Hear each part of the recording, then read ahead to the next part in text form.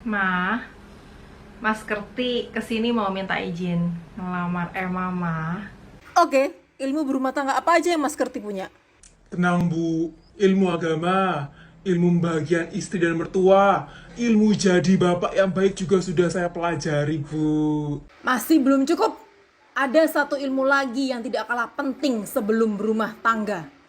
Apalagi yang kurang Bu? Ilmu cegah stunting. Hah? Stunting? Ilmu buat merawat bayi biar gak pendek kan? Saya kan tinggi Bu. Lagian, itu kan tugasnya istri ya Bu ya. Ya, memang sih istri yang nantinya akan hamil, melahirkan, merawat dan membesarkan anak gitu kan. Tapi suami sebagai kepala keluarga itu juga punya peran penting loh dalam mencegah stunting. Kenapa? Karena semua keputusan dalam rumah tangga atas izin suami. Memang apa tugas yang bisa saya bantu Bu?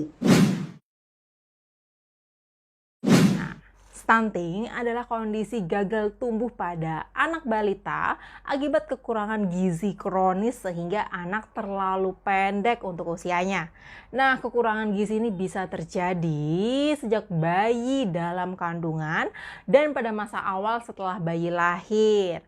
Akan tetapi biasanya kondisi stunting baru terlihat setelah bayi berusia 2 tahun. Tidak hanya postur yang lebih pendek, stunting juga dapat menyebabkan perkembangan kognitif, motorik, dan verbal yang tidak optimal, IQ bayi lebih rendah, peningkatan resiko terkena penyakit saat balita, serta untuk dampak jangka panjangnya, postur tubuh lebih pendek, produktivitas dan kapasitas kerja yang tidak optimal, meningkatnya resiko menderita obesitas, diabetes, dan penyakit bawaan lainnya, serta menurunnya kesehatan reproduksi. Masalahnya, ketika anak sudah mengalami stunting di atas usia 2 tahun, maka akan sangat sulit untuk mencapai tumbuh kembang yang optimal.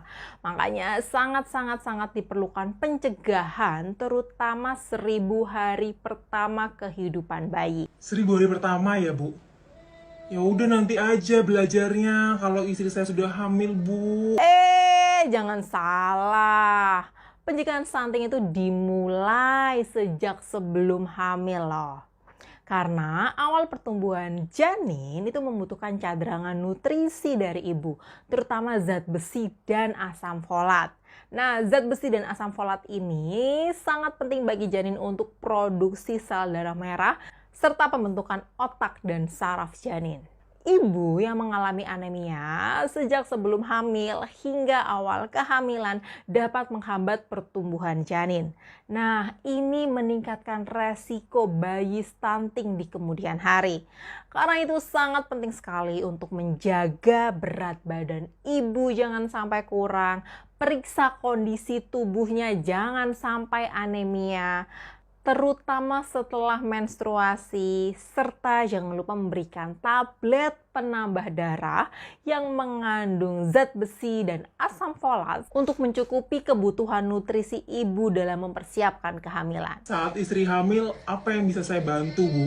Jadilah suami yang siaga, siap antar jaga. Pastikan istri hamil di usia yang matang di atas 20 tahun.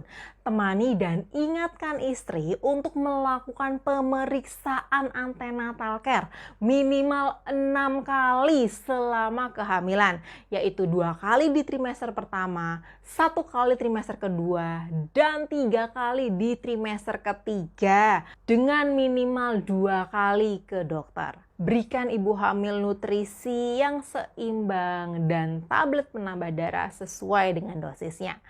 Pastikan ibu hamil memiliki buku KIA yang terbaru dan pelajari tanda-tanda bahaya kehamilan agar dapat segera membawa ke fasilitas kesehatan jika tanda bahaya itu muncul. Jangan lupa untuk selalu jaga kesehatan ibu hamil hingga melahirkan di usia cukup bulan, yaitu 39 sampai 40 minggu. Siap Bu.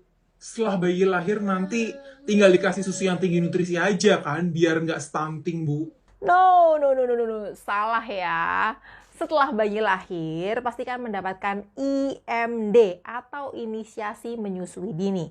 Inisiasi menyusui dini ini adalah proses bayi menyusu segera setelah dilahirkan. Oke, jadi bayi dibiarkan mencari puting susu ibu sendiri dan melakukan kontak kulit langsung dengan ibunya. IMD bermanfaat untuk membantu meningkatkan daya tahan tubuh bayi. Sangat membantu dalam keberlangsungan untuk pemberian ASI eksklusif dan lama menyusui. ASI mengandung kolostrum yang kaya akan antibodi karena mengandung protein untuk daya tahan tubuh dan bermanfaat untuk mematikan kuman dalam jumlah tinggi sehingga pemberian ASI eksklusif dapat mengurangi resiko kematian pada bayi. Kolostrum pada dasarnya berwarna kekuningan yang dihasilkan pada hari pertama sampai hari ketiga. Hari keempat sampai hari ke-10, ASI mengandung imunoglobulin, protein, dan laktosa yang lebih sedikit dibandingkan kolostrum.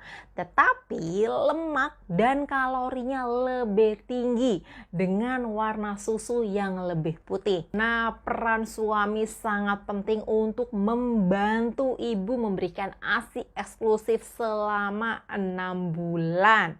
Baik Bu, tapi kalau asinya sedikit, gimana Bu? Nggak boleh dikasih sufor kah?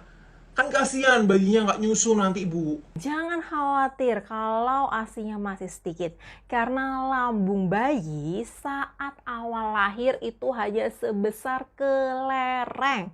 Oke, perhatikan dulu kenapa produksi ASI itu sedikit. Kurangnya refleks menetek pada bayi, salah perlekatan saat menyusui, ibu yang kurang nutrisi, atau karena ibu yang kurang bahagia, ini bisa bikin produksi ASI menjadi sedikit loh. Paham Bu. Saat waktunya makan, apa yang bisa saya bantu Bu? Belajar tentang MPASI. Nah, atau makanan pendamping ASI. Makanan ini diberikan pada bayi usia 6 bulan ke atas dengan gizi seimbang. Perhatikan juga tekstur dan nutrisinya sehingga dengan ASI dan MPASI bisa meningkatkan berat badan bayi sesuai dengan usia. Selain itu jangan lupa untuk membawa bayi rutin ke posyandu setiap bulan ya, untuk mengukur status nutrisi serta berbagi ilmu dengan kader tentang tumbuh kembang bayi. Nah, bayi juga wajib melengkapi imunisasi untuk mencegah penularan penyakit berbahaya. Program imunisasi ini penting diikuti sesuai usia bayi. Dengan imunisasi itu bisa meningkatkan daya tahan tubuh bayi sehingga bisa lebih sehat lagi. Karena bayi yang sakit tentu saja akan menghambat pertumbuhannya dan meningkatkan resiko stunting. Ternyata banyak juga ya ilmu yang harus saya pelajari sebagai calon suami Bu. Masih ada lagi.